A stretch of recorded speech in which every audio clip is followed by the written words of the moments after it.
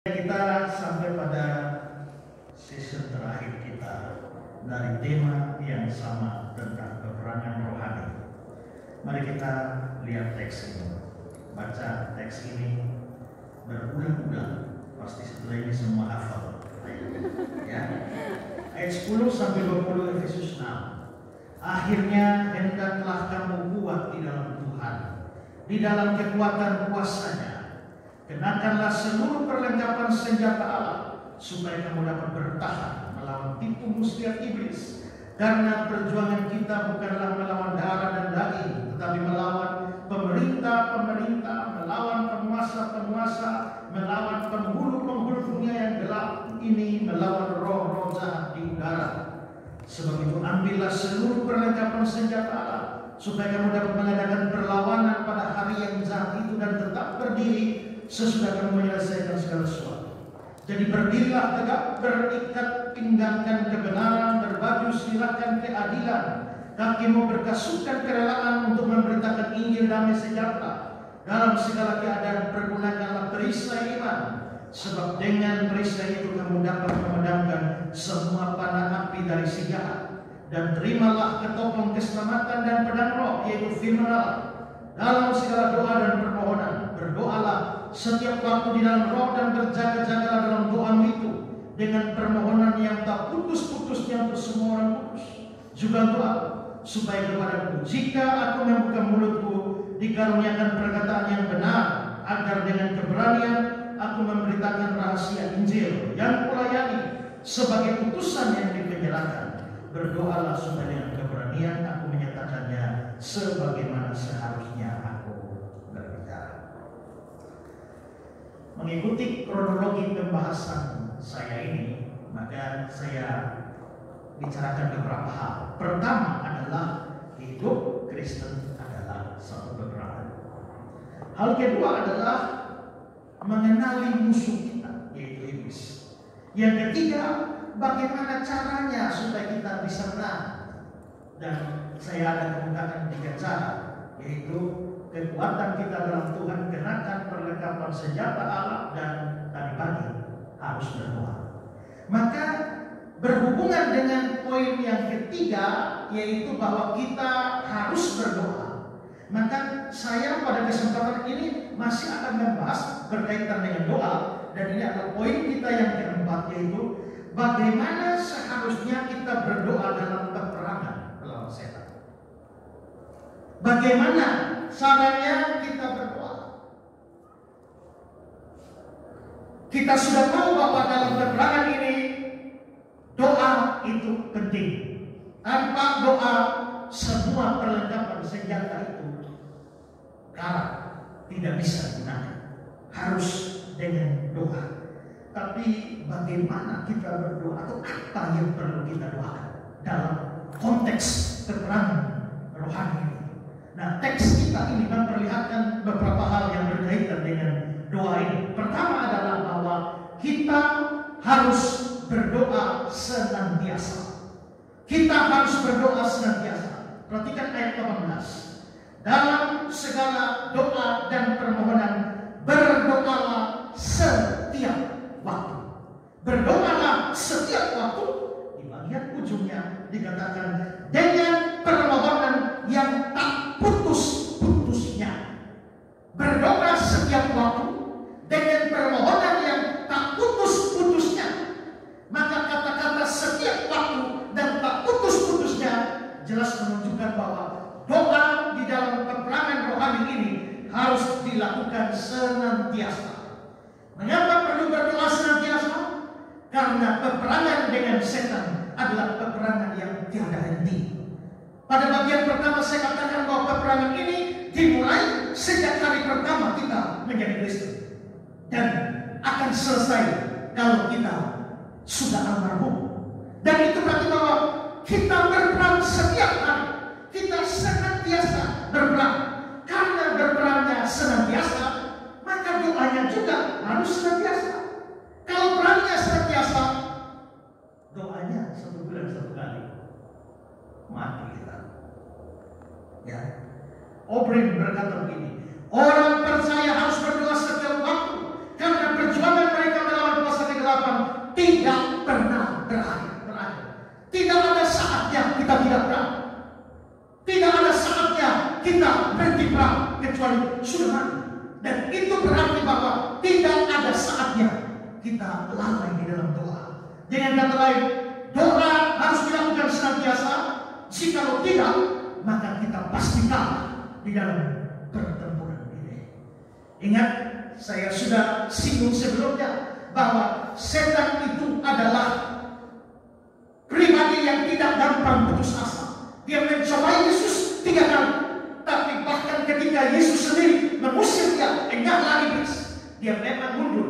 Tapi Lukas 4 ayat 13 berkata, dia mundur daripadanya dan menunggu waktu yang baik.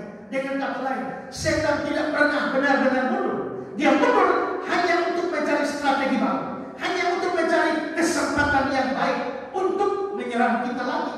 Dan bayangkan kalau musuh kita gigih seperti ini dan kita doanya Senin Kamis, maka dengan sangat mudah kita dihancurkan. Karena itu dengan kata lain boleh dikatakan bahwa di dalam peperangan rohani ini kita bukan hanya harus berdoa, tapi harus berdoa dengan tekun. Ada banyak hal baik di dalam Alkitab yang diperintahkan oleh Tuhan kepada kita. Tetapi hal-hal baik itu tidak akan bermanfaat jika itu tidak dilakukan dalam ketekunan. Kita harus membaca Alkitab, kita harus mempelajari, harus mengajar firman Tuhan. Itu penting, tapi itu harus dilakukan dalam ketekunan.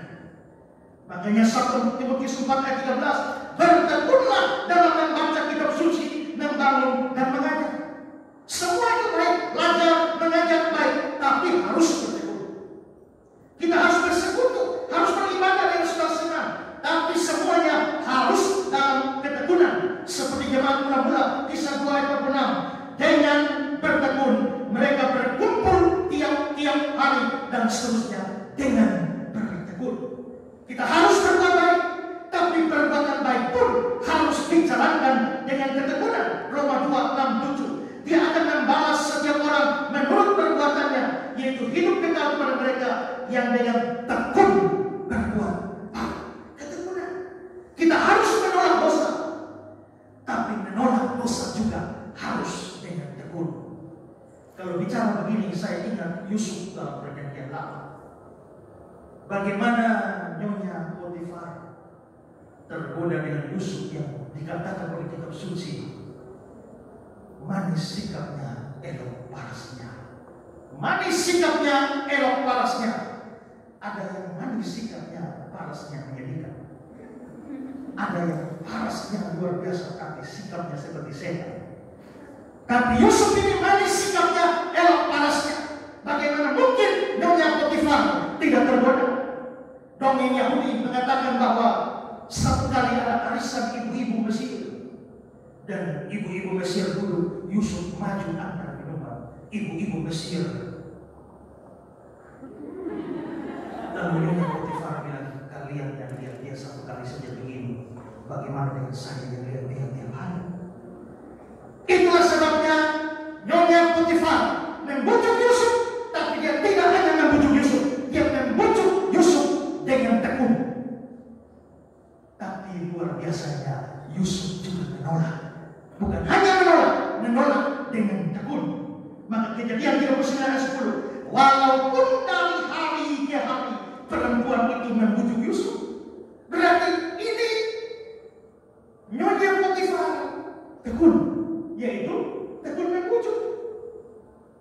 Kalau Nyonya Potifar tekun membujuk, Yusuf tidak tekun di dalam menolak bujukan, maka selesai ya. Sementara Nyonya Potifar tekun di dalam membujuk, Yusuf tidak mendengar bujukannya juga dengan tekun. Tidak ada artinya kalau kita menolak dosa satu kali, tapi tidak menolak untuk kedua, ketiga, dan keempat. Tidak ada artinya saudara berhenti, misalnya berhenti merokok 3 hari, dan hari keempat lanjut lagi. Tidak ada artinya kalau saudara atau seorang pemabuk berhenti mabuk 2 hari, hari ketiga 1 kali.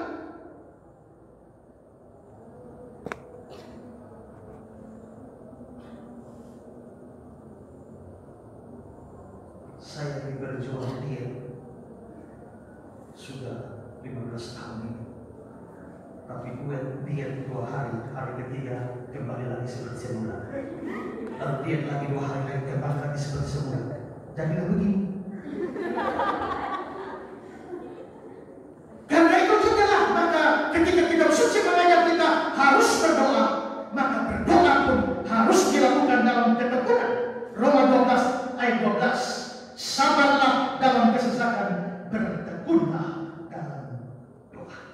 Ingat juga di Matius 7 doa diilustrasikan dengan barang siapa mengetok. Mengetok itu di mana-mana butuh ketekunan. Kalau saya ke rumah Pak Adi, tidak ada jawaban, saya pulang. Besok lagi pulang. Tidak ada. Oh. Orang mengetok butuh ketekunan. Maka berdoa juga butuh ketekunan. Apakah saudara tekun di dalam doa? Atau hanya pada saat-saat tertentu? Banyak orang berdoa saat susah saja. Banyak orang berdoa saat sponsor macet saja.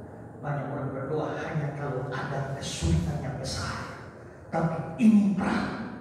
Karena ini perang, tidak peduli dalam keadaan yang baik atau tidak baik, doa harus tetap terus berjalan. Seperti kata Pak Andre, kebanyakan kita cenderung untuk berdoa hanya pada saat kehidupan kita tercekam kesulitan. Padahal doa yang disampaikan terus-menerus dari hari ke hari, itulah yang memberikan kita kekuatan dari hari ke hari.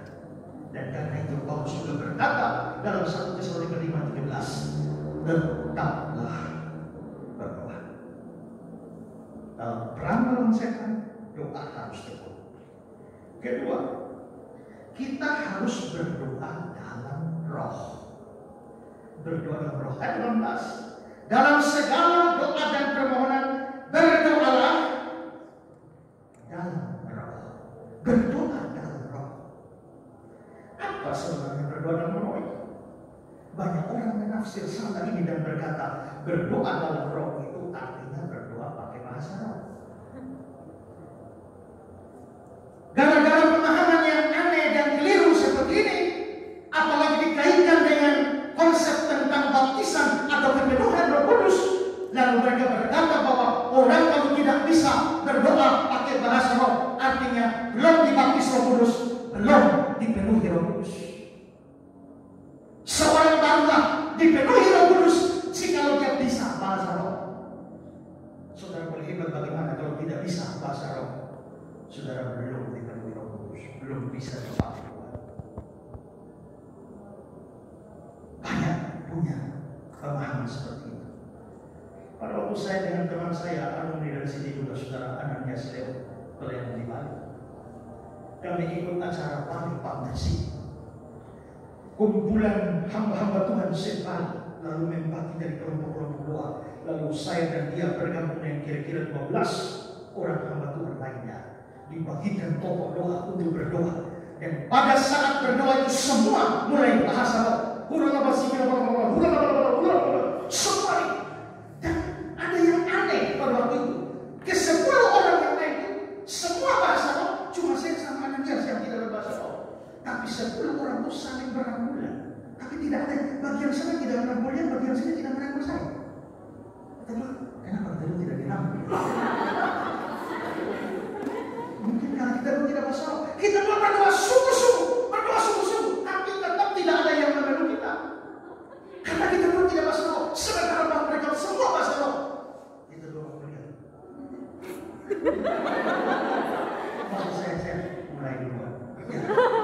Begitu mulai duluan langsung Ananias keluarkan bahasa Timur ya. Begitu dia keluarkan bahasa Timur, saya hanya variasi saja. Tapi kalau saya hanya variasi saja kan tidak keluar, langsung saya keluar bahasa roh. Main varie,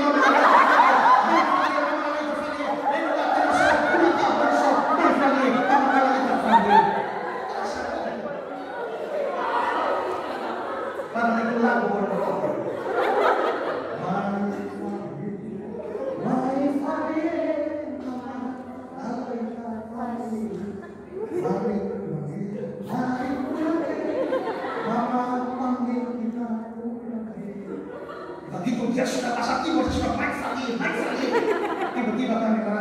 mendatangi di belum. Haleluya, kita sudah dipenuhi oleh Roh. Hari itu kita semua adalah berdoa dalam Roh. Tapi banyak memang saya seperti itu. Apakah berdoa dalam Roh itu seperti itu? Saudara, kata Yunani yang diterjemahkan sebagai berdoa dalam itu dapat dimengerti mempunyai beberapa arti. Artinya dengan cara, atau dengan pertolongan, atau dalam hubungan dengan. Jadi berdoa dalam Roh bisa artinya berdoa dengan cara Roh, bisa berdoa dengan pertolongan Roh, atau berdoa dalam hubungan dengan Roh. Karena itu berdoa di sini bukan merujuk pada kata-katanya, kata-kata tertentu sebagai arti dari berdoa dalam Roh, tapi sebaliknya ini berhubungan dengan bagaimana kita berdoa. Berdoa dalam Roh artinya berdoa dalam pimpinan Roh. Itu berarti berdoa untuk hal-hal yang Roh mau kita doakan. Saya kutip kata-kata dari Maxwell Corder. Dia bilang, doa dalam Roh adalah doa yang keluar dari hati, yang didiami, diterangi, dan dikuasai oleh Roh Kudus. Itu adalah permohonan, pujian, ucapan syukur yang didorong atau didiktekan oleh Roh. Dengan kata lain, berdoa dalam Roh artinya doa yang dipimpin oleh Roh Kudus. Roh Kudus yang menciptakan doa itu di dalam hati kita. Dia juga lah yang menguatkan kita, memimpin kita untuk mendoakan apa yang Dia mau kita doakan. Kita melihat di dalam Roma 8 ayat 26. Demikian juga Roh membantu kita dalam kelemahan kita. Sebab kita tidak tahu bagaimana sebenarnya harus berdoa, tapi Roh sendiri berdoa untuk kita kepada Allah dengan keluhan-keluhan yang tak terucapkan. Ini tidak berarti bahwa kita tidak berpikir di dalam berdoa, tidak. Tapi Roh dapat memimpin pikiran kita di dalam berdoa. Saya tamat dari Stan tahun 2001 bersama satu kelas tanpa hadir. Lalu semua teman sudah mulai di mana-mana. Saya sudah tidak tahu lagi yang lain di mana. Saya juga sudah melayani, mengurus pelayanan saya bertahun-tahun sendiri, dan terbiasa untuk mendoakan pelayanan saya. Dan satu hari saya duduk untuk berdoa. Tanpa pernah saya pikirkan semua yang ingin saya doakan sudah saya doakan. Tapi tiba-tiba wajah Pak Dili muncul di pikiran saya. Wajah Pak Sulistianto muncul di pikiran saya. Wajah Pak Paulus muncul di pikiran saya. Wajah Pak Jeffrey muncul di pikiran saya. Satu-satu wajah teman-teman saya muncul. Lalu saya angkat teman-teman saya ini, dan saya mulai berdoa dari orang nomor 1, 2, 3, 4, 5 terus. Inilah satu-satunya dokumentasi yang tertinggal dari tahun 2001. Dan saya doakan mereka. Selama belasan tahun keluar dari sekolah ini, itu untuk pertama kalinya saya berdoa untuk teman-teman sekelas saya, yang saya sudah tidak tahu mereka ada di mana separuh, melayani di mana, perjuangan, pergumulan, atau bidang pelayanan apa yang sedang mereka kerjakan. Saya tidak tahu. Tapi hari itu hati saya begitu terdorong untuk doakan satu persatu teman-teman saya. Setelah kira-kira 15 tahun saya tidak pernah berdoa untuk mereka. Saya yakin Roh memimpin saya untuk mendoakan. Ini peperangan rohani. Kita harus berdoa. Tapi ingatlah bahwa tanpa doa kita tidak ada power di dalamnya. Maka di sini dibutuhkan bukan hanya senantiasa berdoa, tapi berdoa dalam roh. Biarlah kita meminta Roh Kudus memimpin kita.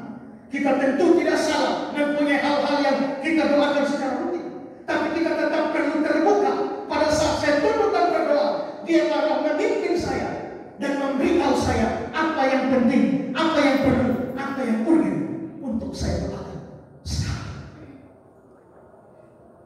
Itu berdoa dalam roh dan bukan dengan bahasa-bahasa aneh seperti itu, seperti dipahami banyak orang.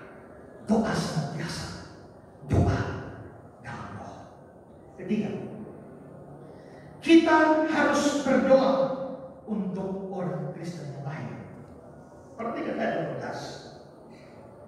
Dalam segala doa dan permohonan berdoa setiap waktu dalam roh, berjaga-jaga dalam doamu dengan permohonan yang tak putus-putusnya untuk segala orang kudus. Doa untuk segala orang kudus. Siapa orang-orang kudus ini? Itu adalah sesama orang Kristen. Ingat, kita sedang perang, tapi peperangan ini bukan peperanganku pribadi, bukan peperanganmu pribadi, bukan peperangan pasal, bukan peperangan Pak Heri, bukan peperangan Pak saya, tapi itu peperangan kita. Bukan hanya peperangan Islam, tapi peperangan seluruh gereja Kristen, seluruh orang Kristen secara bersama-sama. Ini perang kita bersama. Karena ini perang kita bersama, maka kita tidak bisa tanpa peduli pada orang lain. Yang penting saya berdoa untuk diriku, yang penting saya berdoa untuk pelayananku, yang penting saya berdoa untuk keluargaku, untuk lingkupku. Tidak peduli pada orang lain. Tidak. Bukankah peperangan yang sama juga sedang dilakukan dengan lawan yang sama, yang iblis? Karena ini adalah peperangan gereja secara kolektif, maka tidak boleh ada orang Kristen yang tidak peduli terhadap orang Kristen yang lain. Apalagi mungkin karena ini perang, mungkin ada saudara-saudara kita yang terluka atau jatuh di dalam peperangan ini. Maka kita perlu mendoakannya. Saya kutip kata-kata Bapak. Berdoa tidak boleh hanya untuk kepentingan diri sendiri. Ada ungkapan Yunani demikian. Di dalam doanya hendaklah orang bersekutu dengan sesamanya. Dalam kenyataannya, doa-doa kita sering hanya mementingkan diri sendiri dan terlalu sedikit mengingat orang lain. Karena itu baiklah kita belajar untuk lebih banyak berdoa bagi orang lain dan bersama orang lain ketimbang untuk diri kita sendiri. Ingat doa Bapa kami, ya. Doa itu disebut doa Bapa kami, bukan doa Bapakku. Jangan. Menarik bahwa sebelum mengajar doa Bapa kami, Yesus mengkritik praktik doa orang Yahudi yang suka berdoa di tikungan-tikungan jalan untuk mencari pujian bagi diri sendiri. Yesus kritik praktik doa seperti itu. Tapi setelah kritik praktik doa seperti itu, Yesus lalu memberi nasihat kepada para muridnya. Perhatikan Matius 6 ayat 6. Jika engkau berdoa, masuklah ke dalam kamarmu, tutuplah pintumu, dan berdoalah kepada Bapamu di tempat tersembunyi. Jadi berbeda dengan orang Yahudi yang pandai berdoa. Yesus minta muridnya, masuk kamar, tutup pintu, berdoa. Kata kamar di sini bahasa Yunani adalah tamio, yang berarti ruangan kecil yang menunjuk pada ruang pribadi yang tidak boleh dimasuki oleh orang lain. Makanya dalam basic Bible English diterjemahkan your private room, ruangan privatmu.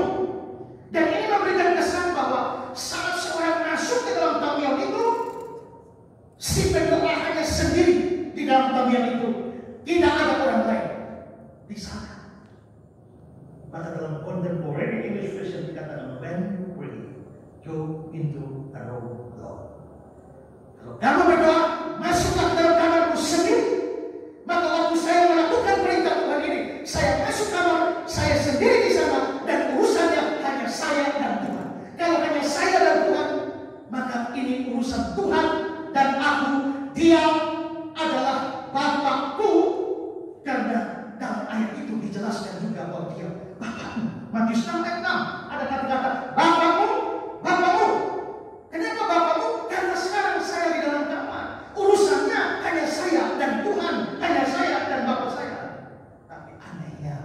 begitu mengajarkan doa Yesus itu, kata aku hilang sama sekali.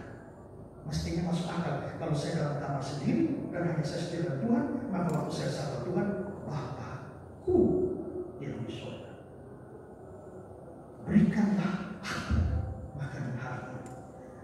Ampunilah aku, janganlah membawa aku, lepaskanlah aku, tapi semua aku pun semua hilang dari doa ini. Kenapa? Karena Yesus mau mengajar bahwa doa itu harus membuang segala egoisme kita dalam doa. Banyak orang Kristen berdoa secara egois, hanya berurusan dengan Tuhan dan tidak peduli orang lain, tidak peduli kepentingan orang lain. Bahkan orang bisa sangat egois dalam doa yang kelihatan paling suci sekalipun. Egois dan bisa mengalir bisa. Saya pernah baca satu cerita, ada orang India, Arab, dan Israel rebutan tanah. Tanah di sini orang India rebut orang Arab, rebut orang Israel, rebut. Lalu saking bontok-bontoknya si India marah pada Arab, yang Tuhan aku minta lenyapkan si Arab ini. Lalu si Arab balik, Tuhan kutuklah si India ini. Lalu Israel dari Tuhan, tidak minta apa-apa. Kau berikanlah permohonan kebesaran hamba ini. India melenyapkan si Arab, Arab bermusnahkan si India. Tuhan, kabulkan saja permohonan mereka berdua. Jadi kalau Tuhan lenyapkan si Arab, Tuhan musnahkan si India, dua-dua mati, tanah itu jadi milik Israel. Dan doa pun orang bisa sangat egois. Tapi Tuhan Yesus sendiri mengajar bahwa doa seharusnya melibatkan orang lain di dalam. Dan Paulus yang nasihat ini, dia menunjukkan teladan bahwa ketika dia berdoa, orang-orang percaya dia bawa dalam doa. Roma 1 ayat 9, dalam doaku aku selalu mengingat kamu. Efesus 1 ayat 16, dan aku selalu mengingat kamu dalam doa. Filipi 1 ayat 4, aku berdoa untuk kamu semua. Kenapa? Karena semua orang Kristen adalah teman seperjuangan. Ini peran kita bersama. Berapa banyak saudara hanya berdoa untuk diri, dan berapa banyak saudara berdoa untuk orang lain?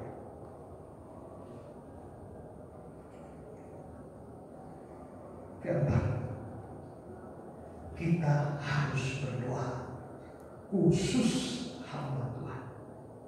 Kalau tadi untuk semua orang Kristen, sekarang khusus untuk para hamba Tuhan, pemimpin-pemimpin kita. Karena kalau ini adalah peran para pemimpin kita itu adalah jendela yang berbeda dengan Tuhan. Karena itu Paulus bilang dalam Efesus 6 ayat yang ke-18, 19, dalam segala doa dan permohonan berdoalah setiap waktu dalam roh, berjaga-jaga dalam doa itu dengan permohonan yang tak putus-putusnya untuk segala orang kudus juga untuk aku. Jadi tidak hanya berdoa untuk segala orang kudus, Paulus mengatakan juga untuk aku. Paulus seorang rasul, dia seorang pelayan Tuhan yang hebat, tapi dia juga minta didoakan. Kenapa? Karena dia sadar sehebat-hebatnya seorang hamba Tuhan, sehebat-hebatnya seorang rasul, tetap di dalam peperangan ini berdiri sendiri melawan iblis. Kita bukan lawannya. Tidak ada Superman rohani, tidak ada orang yang terlalu kuat, tidak ada pemimpin yang terlalu kuat yang tidak perlu didoakan. Justru dengan menjadi pemimpin rohani, itu adalah posisi yang paling rawan untuk diserang oleh iblis. Kalau sadar tanpa dukungan doa dari jemaat, maka semua yang dia kerjakan, pelayanan yang dia kerjakan, itu tidak akan mendatangkan hasil yang baik. Apalagi dia sedang ada dalam penjara. Kalau kita lihat bagaimana Paulus meminta doa dari jemaat dengan banyak tujuan. Misalnya dalam Kolose 4 ayat 3, berdoalah juga untuk kami supaya Allah membuka pintu untuk pemberitaan kami, sehingga kami dapat berbicara tentang rahasia Kristus. Dan karenanya aku menyerahkan doa untuk kami supaya ada pintu pemberitaan yang terbuka. Di 2 Tesalonika 3 ayat 1, berdoalah untuk kami supaya firman Tuhan beroleh kemajuan dan dimuliakan. 2 Korintus 1:11, kamu juga turut membantu mendoakan kami supaya banyak orang mengucap syukur atas karunia yang kami peroleh berkat banyaknya doa mereka untuk kami. Jadi Paulus minta dukungan doa untuk banyak hal dalam jemaat, dari jemaat.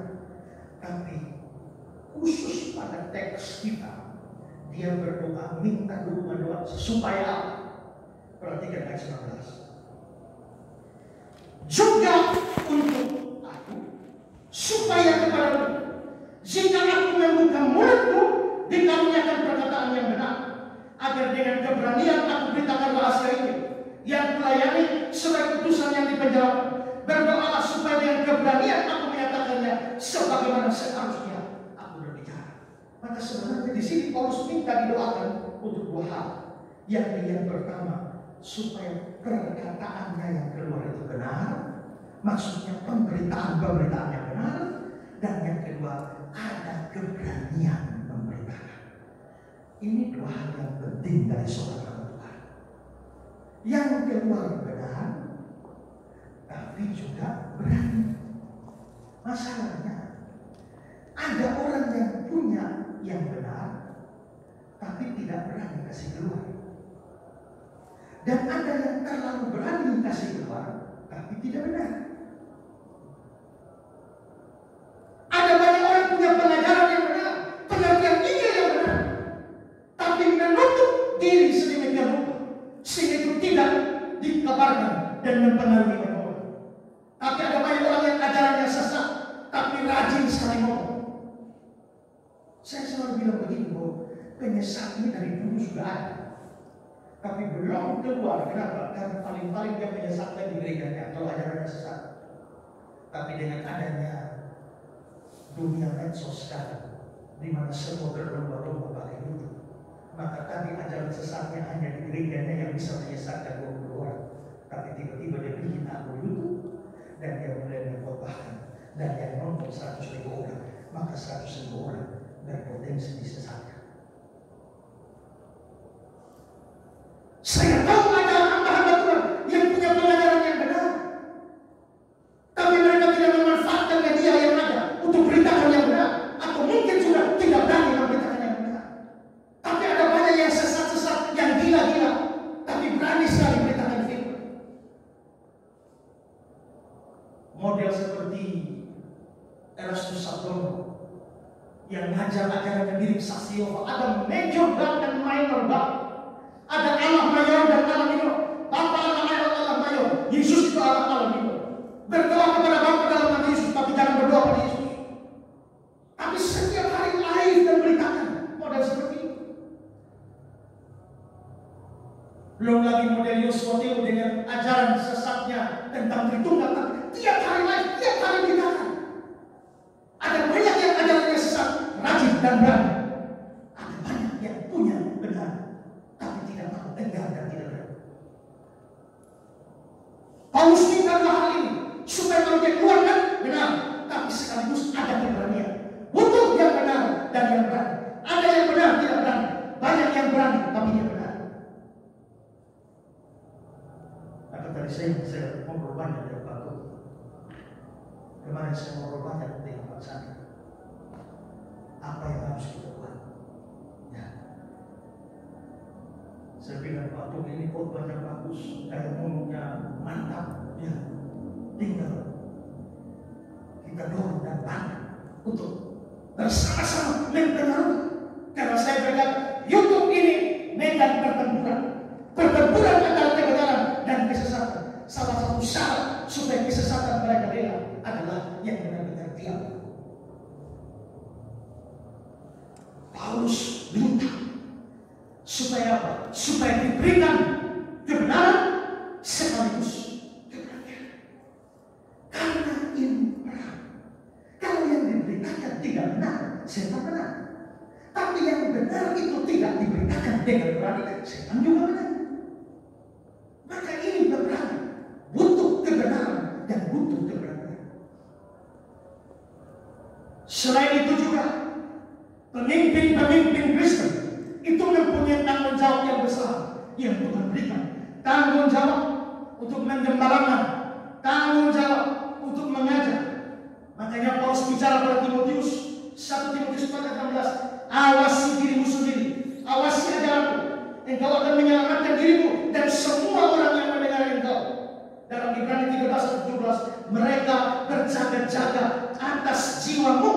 Maka tugas seorang hamba Tuhan, tugas seorang gembala jemaat, tugas pemimpin-pemimpin Kristen, ini tugas yang berat. Kalau tidak ditopang dengan doa dari seluruh kita, maka posisi mereka sangat rawan untuk dihancurkan. Karena itu, berdoa itu semua orang kudus, tapi juga pemimpin-pemimpin Kristen. Ada alumni kita di sini. Saya tidak tahu dia tahun berapa. Dia melayani bersama saya sampai akhir hayatnya. Saya yang memakamkan dia. Tapi pada waktu beliau masih hidup, dia pernah membuat status Facebook dan menarik buat saya. Saya screenshot sekaligus kenang-kenangan kalau saya berdoa tentang hari ini. Beliau bilang begini, menjadi hamba Tuhan itu tidak semudah yang dilihat mata.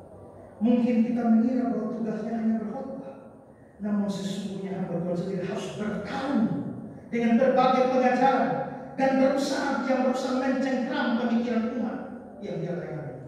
Dia harus melindungi umat Tuhan dari berbagai ajaran sesat.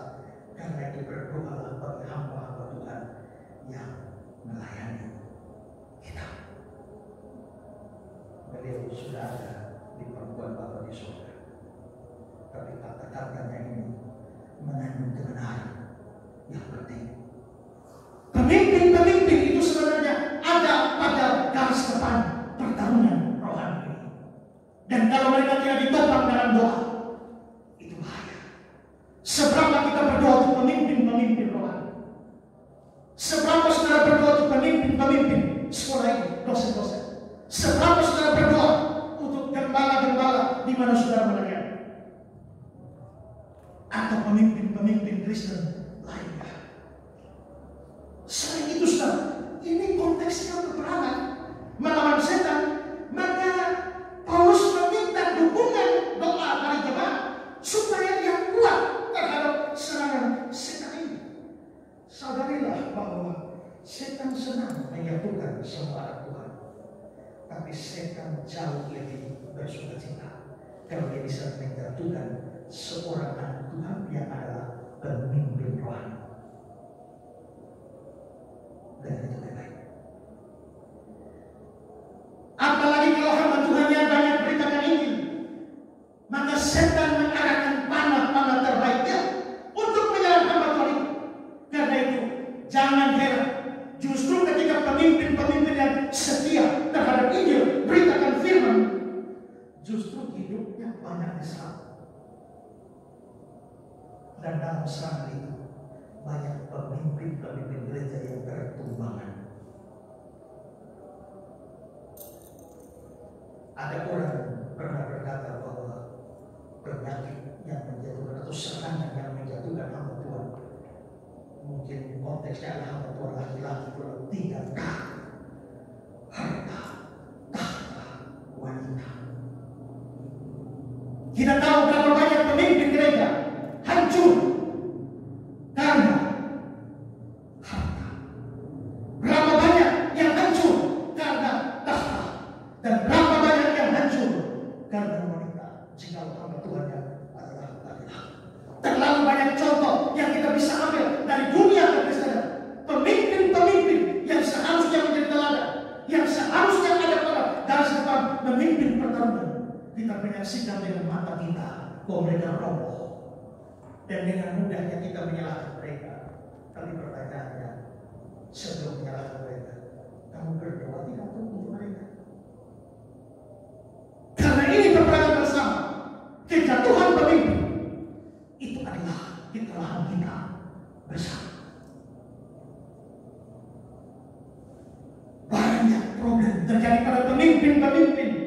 Banyak pemimpin gereja, pemimpin Kristen, pemimpin organisasi-organisasi yang tidak setia.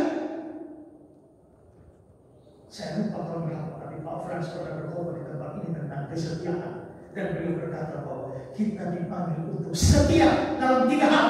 Pertama, setia kepada Kristus. Kedua, setia kepada Injil. Dan yang ketiga, setia pada panggilan. Setia pada Kristus, tidak meninggalkan Kristus, tidak jadi maaf. Tapi setia juga kepada Injil. Karena banyak sudah tidak lagi berada pada Injil yang sejati, tapi bahkan beritakan Injil yang palsu. Tapi mungkin masih setia pada Kristus, masih setia pada Injil, tapi tidak lagi setia kepada panggilan.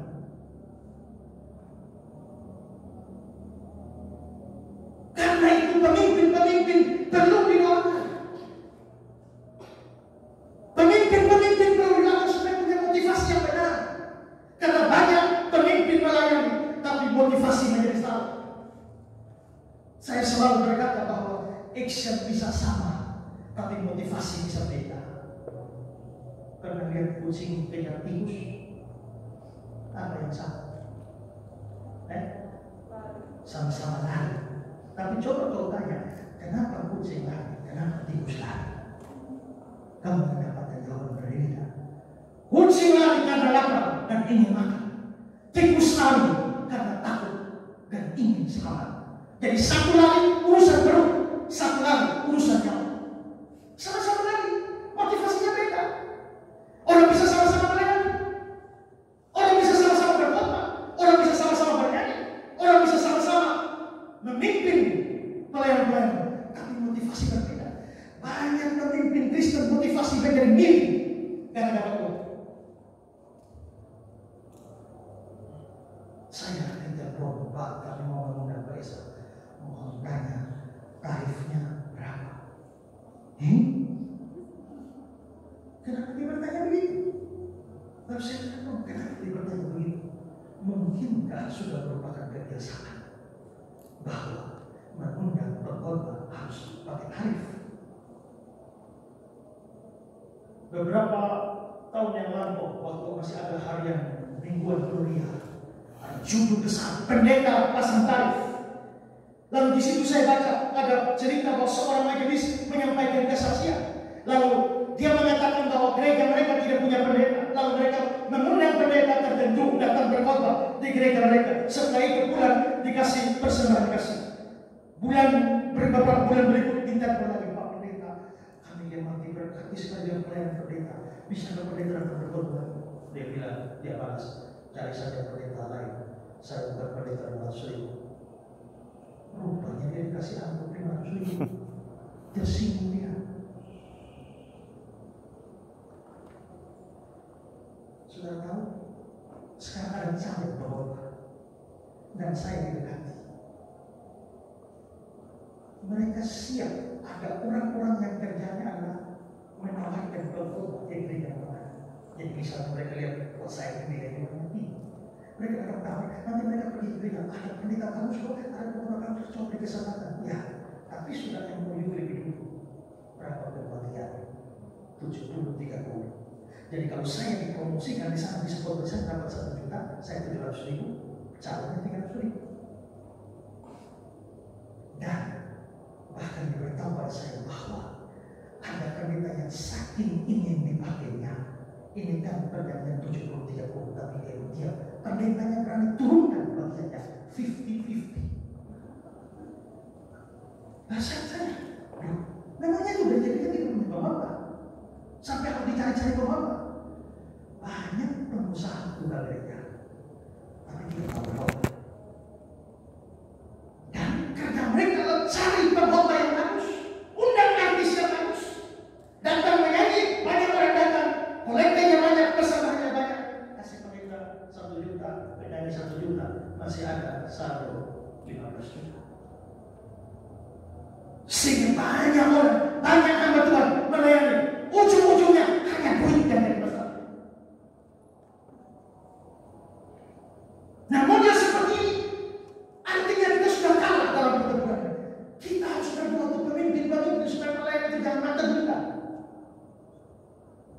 melayani dengan lurus, dengan motivasi yang lurus.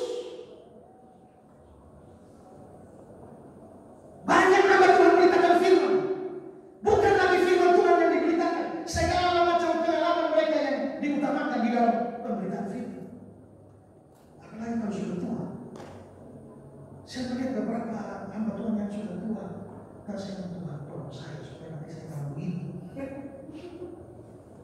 Seorang teman saya bercerita bahwa dia menghadiri seorang pendeta berkhotbah dan dia dalam khotbah saya anak pertama saya kuliah di Kanada. Dia cerita tentang anaknya di Kanada. Anak kedua saya di Australia, dia cerita di Australia. Anak saya yang ketiga di Amerika, cerita banyak. Amin. Pada waktu selesai kebaktian pendeta di muka, tema saya berkata, terima kasih Pak Pendeta. Dengan mendengar khotbah Bapak sejak saya menjadi lebih mengenal anak-anak Bapak. Berapa banyak yang masih setia terhadap Alkitab, tapi banyak pemimpin Kristen tidak lagi setia. Mereka perlu didoakan supaya setia kepada pemberitaan Injil. Ini terang. Semua itu menunjukkan bahwa memang setan berusaha mati-matian menghancurkan para pemimpin, menjatuhkan para pemimpin, atau membelokkan para pemimpin. Dan kalau banyak pemimpin jatuh, mungkin mereka salah, pasti ada salahnya. Tapi kita tidak bebas dari salah, karena tidak berdoa bagi para pemimpin. Dan itu berarti kita harus didorong berdoa untuk para pemimpin. Tapi apabila saudara menjadi pemimpin nanti, jangan pernah merasa diri hebat, karena kita semua butuh didoakan. Berdoa senantiasa, berdoa dalam roh, berdoa untuk semua orang Kristen, dan berdoa terlebih untuk pemimpin Kristen. Ada seorang perempuan bernama Tsai Sujuan, singkatnya Sujuan. Dia lahir di Nanjing, China, anak yang ke-18 dari 24 bersaudara. Dia lahir dalam sebuah keluarga Buddha di Tiongkok, dan dia ingin menjadi seorang biarawati Buddha. Tapi dia sangat tertarik dengan bahasa Inggris, ingin sekali belajar bahasa Inggris, karena di Nanjing ada sekolah Kristen di sana, di mana misionaris Kristen mengajar di sana dengan bahasa Inggris. Itu membuat Sujuan masuk ke sekolah Kristen. Tapi pada waktu dia masuk ke sekolah Kristen, dia sudah mementakkan hati untuk menutup telinga terhadap apapun yang berhubungan dengan Kristen. Dia hanya masuk ke sana demi bahasa Inggris dan bukan yang lain. Dan satu hari sekolah Kristen yang mengadakan suatu acara di mana pembicaranya langsung dari Amerika, dan dengan keinginan besar untuk mendengar dan melatih diri dalam mendengar bahasa Inggris. Sujuan pun hadir dalam acara itu, dan ternyata itu ada acara KKR, dan pengkhotbah yang bicara tentang Yesus Kristus terangnya. Hari itu Sujuan bertekad tutup telinga, tapi hatinya tidak bisa dia tutup. Hari itu terang Kristus merasuk dalam hatinya, dan hari itu juga dia terima Yesus sebagai Juru Selamat dan Tuhannya. Dia kembali pada keluarganya dan menyampaikan dia menjadi seorang Kristen, dan keluarganya memusuhi dia, tapi dia tetap setia beritakan itu sampai dia membuat 55 orang dari keluarganya menjadi percaya pada Yesus. Pada tahun 1930, Sujuan terjangkit penyakit malaria yang mematikan. Dia terbaring tidur di tempat tidur dan sensitif terhadap cahaya kebisingan.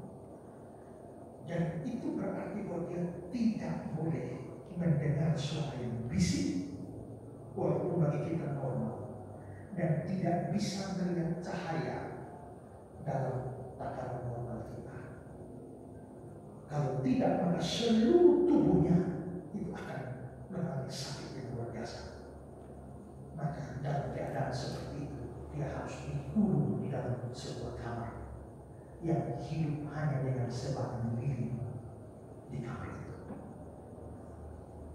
Dan dalam kamar itu, dengan hanya sebatang lilin, dia terus menulis tentang Injil dan meminta kepada ibunya yang juga sudah percaya, kepala sekolah Kristen yang bernama Mary Lim. Mereka berdua yang menyebarkan tulisan penginjilan dari Sichuan yang mempengaruhi banyak orang. Setelah perang dunia kedua, kesehatan Mary Lim, kepala sekolah itu, memburuk. Dia harus kembali ke Amerika dan dia minta Sichuan menyertai dia ke Amerika. Akhirnya mereka pergi ke Amerika, tapi penyakit Sichuan tidak pernah bisa disembuhkan. Dia hanya bisa berada dalam kamar yang gelap dengan satu lilin. Dia mulai mengalami sakit sebelum 1930 dan akhirnya mati tanggal 25 Agustus 1984. Berarti dia lebih dari 50 tahun hidup di dalam kamar dengan sebatang lilin. Akhirnya dia mati dan dia dikeluarkan dari kamar gelap itu. Begitu kamarnya dibongkar, mereka menemukan di bawah tempat tidurnya buku-buku yang banyak sekali memenuhi kamar itu. Dan ketika mereka buka, sebenarnya buku doa. Dia akhirnya dikenal sebagai Queen of the Dark Chamber, Ratu Kamar Gelap. Ini Sichuan bukan bukunya yang tadi itu sudah diterjemahkan ke Indonesia, Ratu Kamar Gelap. Orang yang menghabiskan 50 tahun dalam kamar dan menghabiskannya hanya untuk menulis Injil dan hanya berdoa. Di bukunya itu ketika dia tulis, Sichuan ketika membaca berita atau orang ada hamba Tuhan di sana, dia tulis nama hamba Tuhan itu, dia doakan. Dia dengar ada yang dituliskan dan dia doakan. Dia dengar lagi tulis, dan apabila dia berdoa Tuhan dan dia tahu bahwa doa itu telah dikabulkan, dia berikan tanda bahwa ini telah dikabulkan, ini telah dikabulkan, ini telah dikabulkan. Dan ribuan doa dikabulkan, ribuan nama Tuhan dia doakan setiap hari. Dan di dalam buku doanya, dua pendeta terkenal yang ada nama di dalam adalah Billy Graham dan Stephen Tom, ada nama di dalam yang terus bertahun-tahun didoakan oleh Sichuan, Ratu Kamar Gelap. Simultan dengan satu lilin mendoakan ribuan orang, ribuan pemimpin Kristen dari Kamar Gelap itu.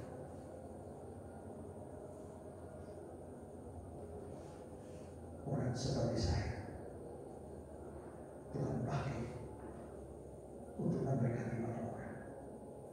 Tapi posisi saya lalu yang setiap saat bisa jatuh. Orang seperti Pak Samuel yang memimpin sekolah, Tuhan pakai yang luar biasa, tapi rawan juga.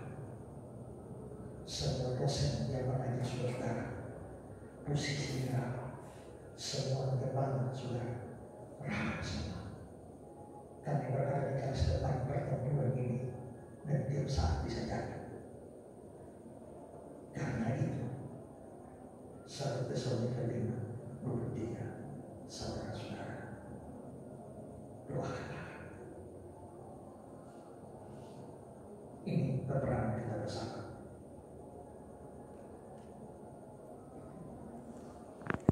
Malam ini, Tuhan berkata saudara, pikir satu pemimpin Kristen di pikiran saudara dan doakan dia, minta kekuatan, minta kesehatan, minta bijaksana, minta supaya dia setia, minta supaya motivasi dan lurus, minta supaya dia setia pada Kristus, setia pada Injil, setia pada panggilan, setia pada